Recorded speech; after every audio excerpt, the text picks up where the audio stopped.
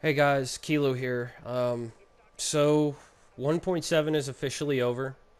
I thought that I would, show that it was over by putting my last run of Outbreak with the critical outbreak modifier on here for you guys to see how my final measure build did in PvE space. But I'm not here necessarily to talk about the division. A couple weeks ago, SkillUp came out with a video. It was about Warframe and how an artist uses something called the Masterstroke to complete a work of art. It is defined as, the artist's talent to create a visual image through a creative scope, which I have to say right now, guys, when we're talking about the division, it's not really about the game necessarily. Um, I know that other people have boasted or not boasted, but posted their own community thoughts and views on the game. Um, but if you take a look at it, when was the last time that we had that feeling that the people over there at Warframe had? Because after I saw SkillUps videos on Warframe, I decided to think about it a little bit and what I was doing and what I was missing out. I actually downloaded the game and I played about 3 hours of it because it's free. It's free to anybody. Uh, do I necessarily like what it's about? No, I don't like the concept because I like fighting in the real life world. Fantasy games really don't appeal to me, that was my turn off.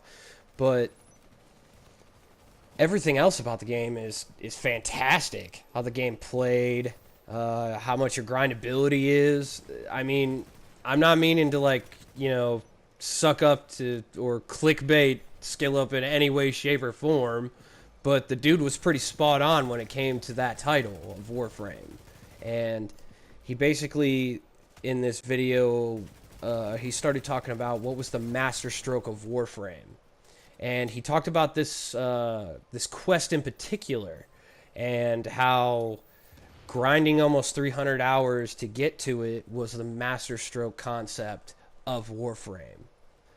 Well, I'm not here necessarily to talk about. I wanna pull all of Ubisoft's games together that have come out that have made big waves, and I want to actually tell you guys what I believe their master stroke concept was. Um, for the Division, Rainbow Six, and For Honor. Um, I'm going to start this topic off by talking about For Honor. Back when fighting games first became a concept, it was only 2D scrolling, which means that you and your opponent sat on a particularly flat plane, and the two of you came left to right and joined each other in the middle and started, bashing buttons for combos. That's been the standard for fighting games ever since the Nintendo NES, when Mortal Kombat was first introduced back then.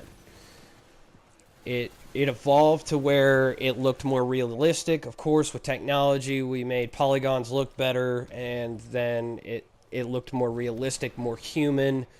You could get more creative in what happened in, like fatalities and special moves and all of that. But For Honor took the concept further and put you fighting in an actual 3D space.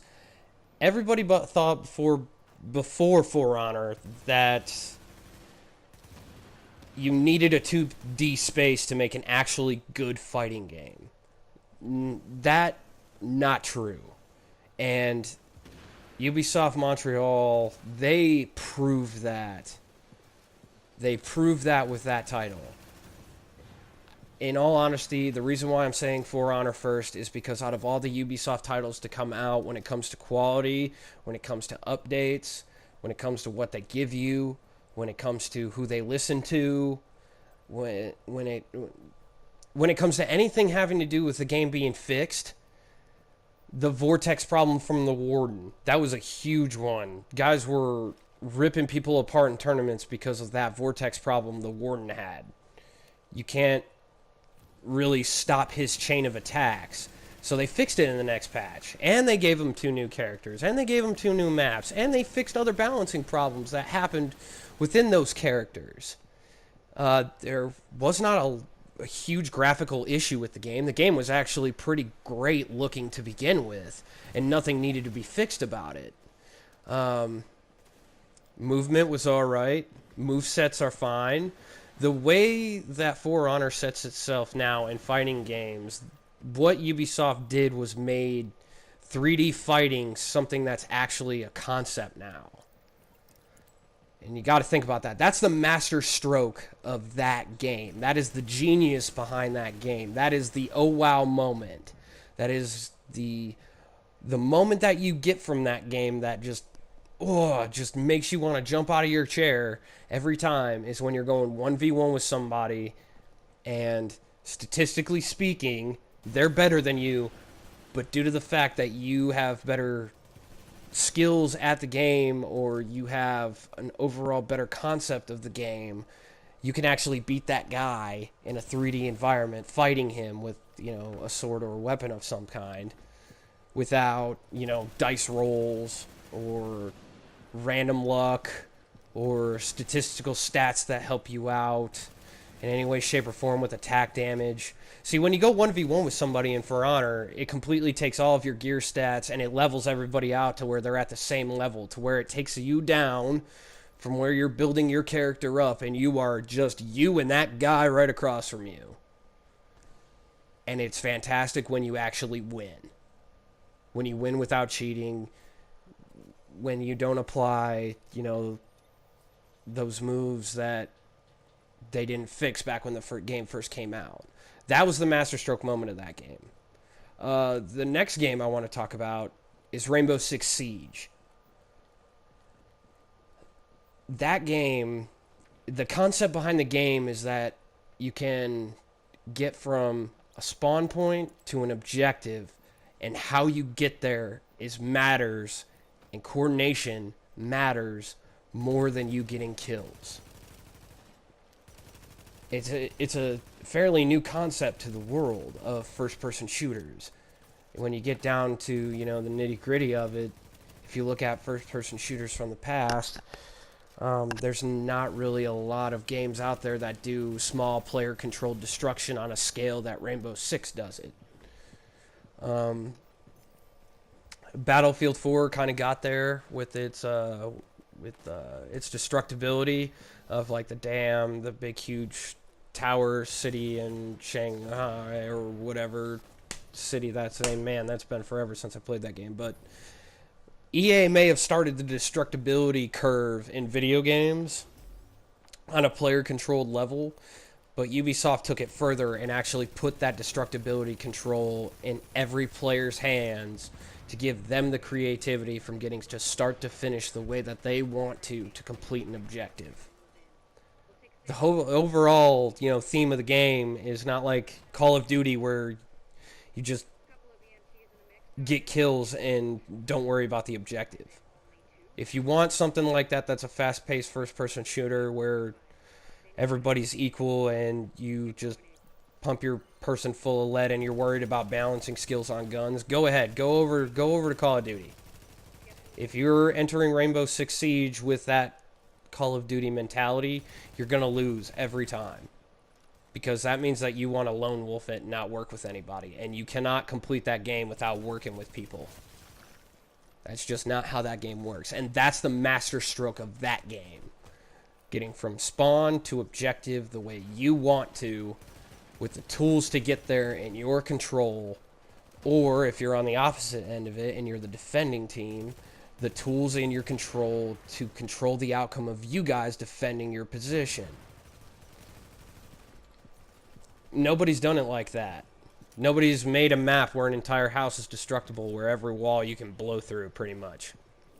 Nobody's done that in the concept of video games before. That is the masterstroke of that game.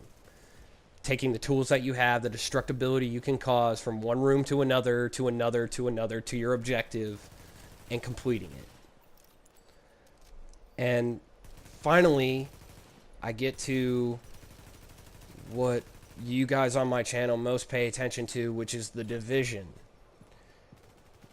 The Division is a third-person looter shooter that was...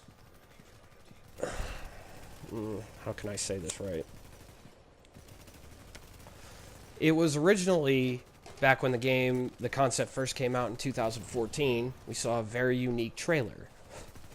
This trailer showed the concept of a New York City that was plagued by a virus, and it was killing a majority of the population, which then a secret activated unit known as the Division was activated in humanity's time of need to rebound against psychopaths that look to take advantage of the situation, and to find out who started the dang virus and get a cure for that virus.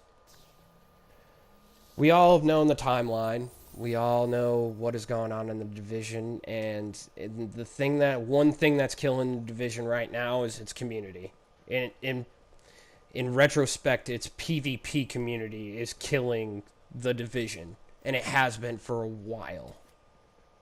It's been absolutely destroying what this game is about for the last year, since 1.2.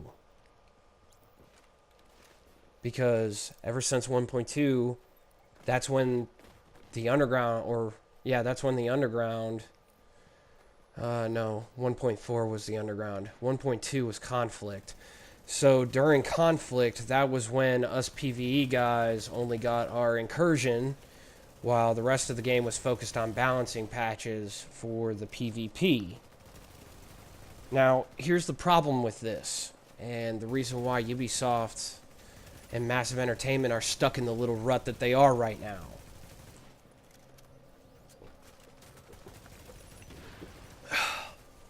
Damn, that beer is good. They're stuck in this rut because they have paid attention to this concept of PvP that really, in the grand scale of things, does not matter. You can't take the Division PvP into a tournament. The only reason why people watch Division PvP is when you go on an insane manhunt solo, not as a 4-man team, or when you're finding toxic people and absolutely humiliating them online. That is the only way that PvP is actually presented to itself publicly in a positive manner. The rest of it doesn't get watched at all. I mean, if you do look at the community as a whole when it comes to PvP, what the hell are you guys doing? You're dancing around in little circles. You seriously are dancing around in little circles. No tactics, no nothing. I mean, Jesus Christ. You guys use 4 out of the 12 skills anyway on the skills tree. I mean, mobile cover just became a thing because Marco Style made it a thing with Deadeye. That's the first out of the many dead skills that have been brought back to the game. You guys are killing this game, whether you guys realize it or not. The masterstroke of this game, the genius of this game, was you are an agent, and you are in New York, and the full-scaled map of New York was playable under these dangerous conditions. When we didn't start getting PvE map expansions, that's when the masterstroke went away for this game.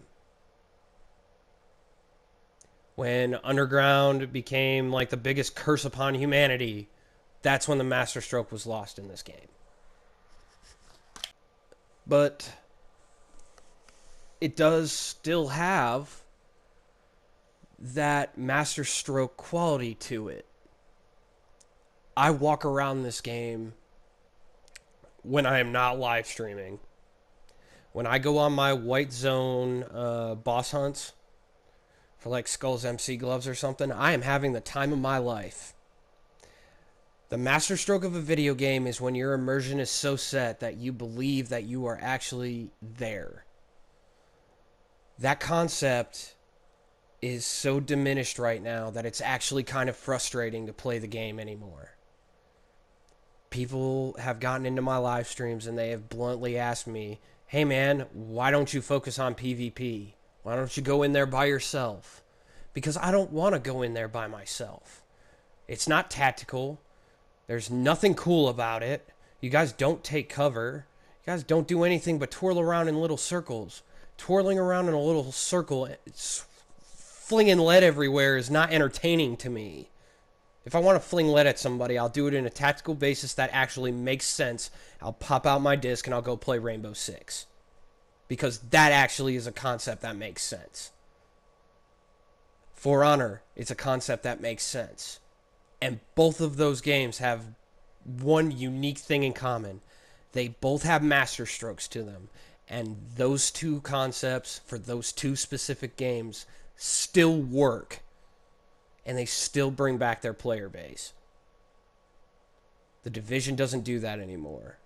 And as heartbreaking as it is for me to say that, it does not do it anymore. Doesn't do it anymore. Concept is dead. Nobody wants to do PvE grinding anymore unless it's a world event, a global event, so that you can get classified gear. We have not seen in the Division a new expansion of the map ever. The PvP people, they have gotten more to this game than everybody else has. And what's even worse is that if you're on console, you get the shit end of the stick anyway. Because Massive, for some reason, puts the PC elitists on the top of the table. There were only 2 PS4 representatives for the task force the last time that they convened it. Last time that they got together with the elite task force, there was 2 from Xbox One, there was 2 from PS4, and the rest of them were goddamn PC elitists. Where's the fairness there? Please tell me. And 2, you guys did not have enough PvE-oriented people there. You did not. You guys think that your guys' biggest problem is PvP. It's not. Your biggest problem is not PvP. In no way, shape, or form is PvP your biggest problem right now. Your guys' biggest problem is that you guys took this great concept and you ruined it on PvP. You guys could have done map expansions every single time that there was an update, but you didn't. You guys took on this Avatar project, which took away half of your guys' team way too early on in this game's life cycle. And then, on top of that, when you guys got done with the year 1 content, you decided to ship off another third of them to start on Division 2 for some God knows what reason. Because your Division 1 is it's flawed. It's flawed. But I digress. I had a rant because one great YouTuber had a very great point. And I want to ask you guys this question before you guys get off, before you guys get my end title screen. What do you guys think is the masterstroke of the Division? What is it? Please tell me. Please tell me in the comments below, guys. I am Kilo, guys, and I will definitely see you guys later. Thank you guys for being here.